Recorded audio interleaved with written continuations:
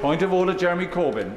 Mr Deputy Speaker, I rise on a point of order concerning Prime Minister's question time yesterday, and I would like to inform the House that I have informed the Prime Minister, the member for Richmond, that I was raising this morning. Yesterday, in answer to the Leader of the Opposition, he made reference to me. He gave me no advance notice that he was making such reference, which is surely the convention for all members of this House, including the Prime Minister. And secondly, he gave a wholly inaccurate representation of the 2019 election manifesto, which he must have been fully well aware of because he took part in many debates concerning the content of that manifesto during the election campaign. Could you guide me, Mr Speaker, on how the Prime Minister could correct the record, and if I'm going to live rent-free in his head, at least he could accurately reflect what I think and what I say, rather than inventions made up by him or his office? I'd like to thank the Right Honourable Member for his point of order and for giving forward notice of it. Members are, of course, responsible for the content of their own remarks in the Chamber.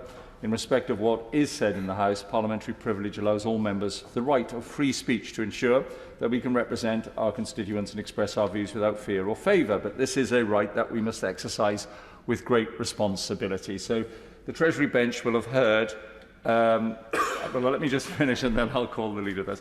The Treasury bench will have heard that point of order, and I'm sure it will be passed on to the Prime Minister.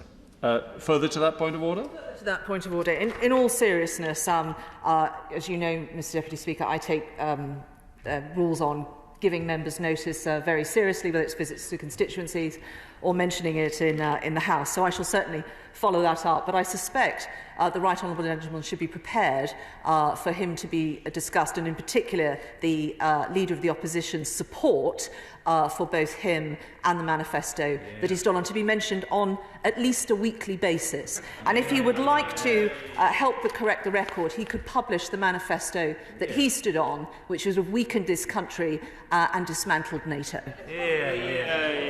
All right, we'll take a further point of order on that, and then that's going to be it. I'm grateful to the Leader of the House for what she's just said. The manifesto is freely available. Had it resulted in a Labour government, we would not have such poverty, such food banks and such misery in this country today. It would appear that it is not only the Prime Minister who lives rent-free in your head, Mr Corbyn.